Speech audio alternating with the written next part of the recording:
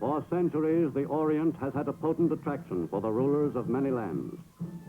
Generations ago, this fascination with the East was occasioned principally by its wealth of gold and precious gems. In this 20th century, the wealth of the Orient still exerts a powerful attraction.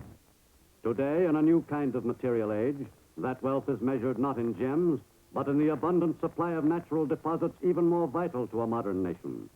Commodities like rubber and tin, coveted by all the great countries of the world.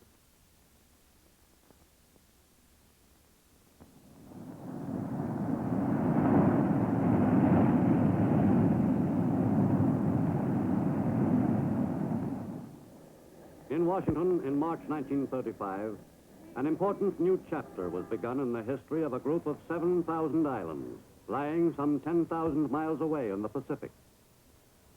The Philippines were represented at the White House ceremony by the president of their territorial senate, Manuel Quezon. With the signing by the President of the Philippine Constitution, we have witnessed the birth of a new nation. The people of the United States and the people of the Philippine Islands have been conducting together a great experiment. And during the period of the Commonwealth government, this experiment will continue until the ultimate withdrawal of the United States sovereignty and the establishment of complete independence. But on the other side of the world, Japan had no such altruistic intentions toward its neighbor to the south. During the 1930s, the Japanese were preparing for the day when they would take away independence, not grant it.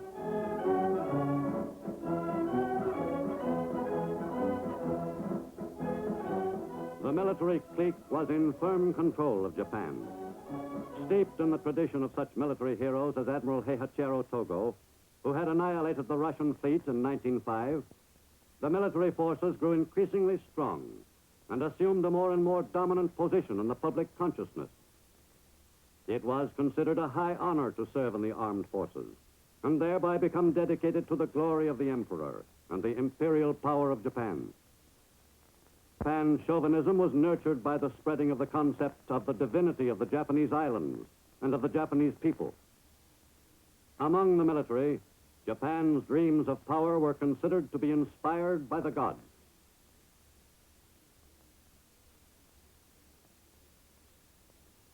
The acceptance of the militarists in the Japan of the 1930s was attributable partly to the fact that no wars had ever been fought on the Japanese homeland.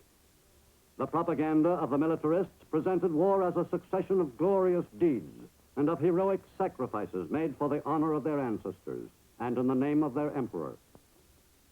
Soon, Japanese military leaders began to assume the stature of minor gods themselves. With this growing support of the militarists, the Japanese Empire moved closer and closer to a large-scale war, a war which might well involve all the peoples of Eastern Asia and Oceania. From the heart of Japan, the Philippine archipelago was only 1,500 miles distant. Lying directly in the path of a Japanese southward thrust, the Philippines were an obvious target if war should come. Japanese interest in the Philippines was apparent long before war erupted in the Pacific world. Thousands of Japanese had settled in the Philippines and had managed to make a fair living in the island. The bond between the two Oriental peoples was stronger than most Westerners realized in the years which preceded the war. Relations between the Japanese and Filipinos were, for the most part, friendly.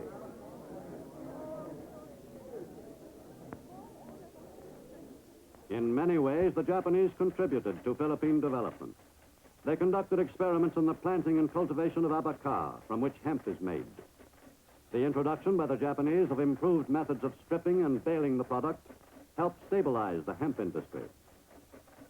The Japanese produced more than 1/4 of all Philippine hemp, and it was largely top-grade hemp. Many industrious Japanese immigrants were among the most successful fishermen in the Philippines. Even the Filipinos admitted that the average Japanese fisherman was the equal of about 8 Filipinos.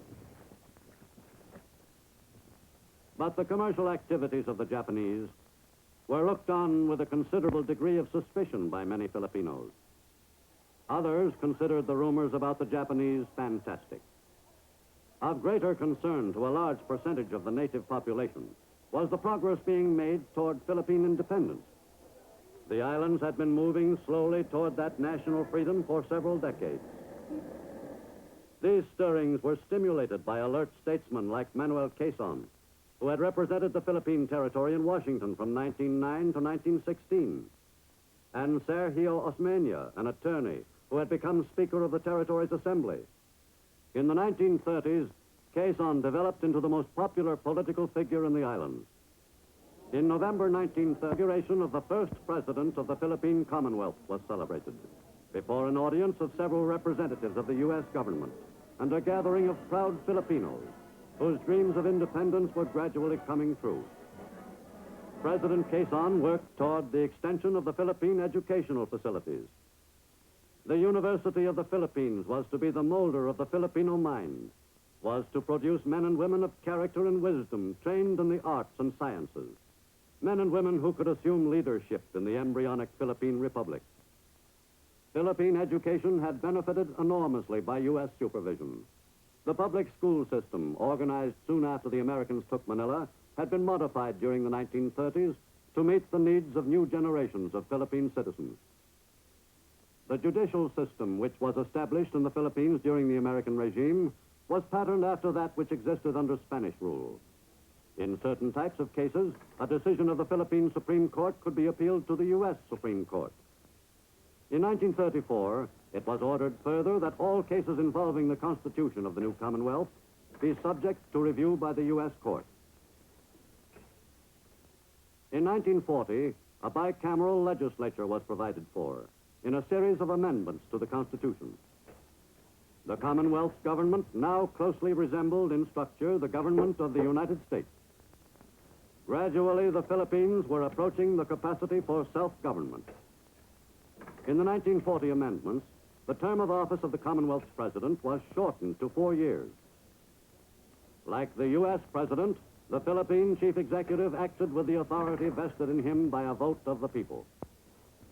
The Philippine president was granted broad executive powers to enable him to rule effectively in critical periods.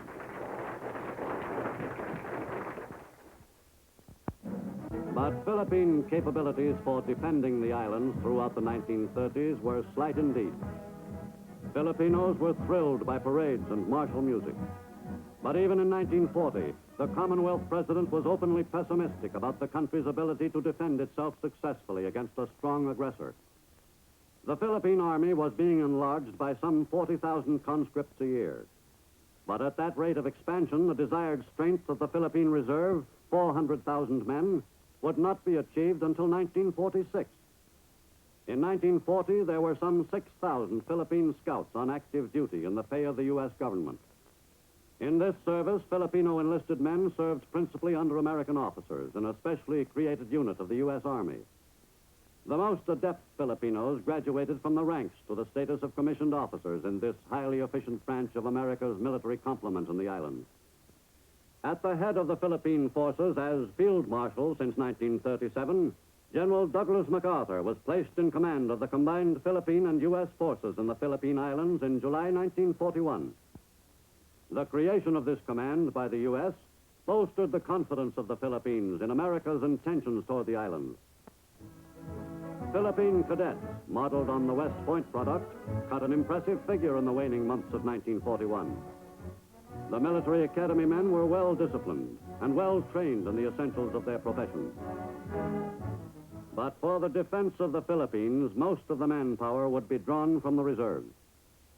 In 1941, the reserve force numbered some 130,000 men. But they were still not completely familiar after 5 months of active training with the weapons and techniques of modern warfare. Ready, fire! To supplement U.S. Army forces in the Philippines, the 4th Marine Regiment had arrived from its China station in early December 1941. The U.S. Air Force in the Pacific, which had consisted of a handful of obsolete planes in 1939, was strengthened by the addition of several shipments of new planes during 1941.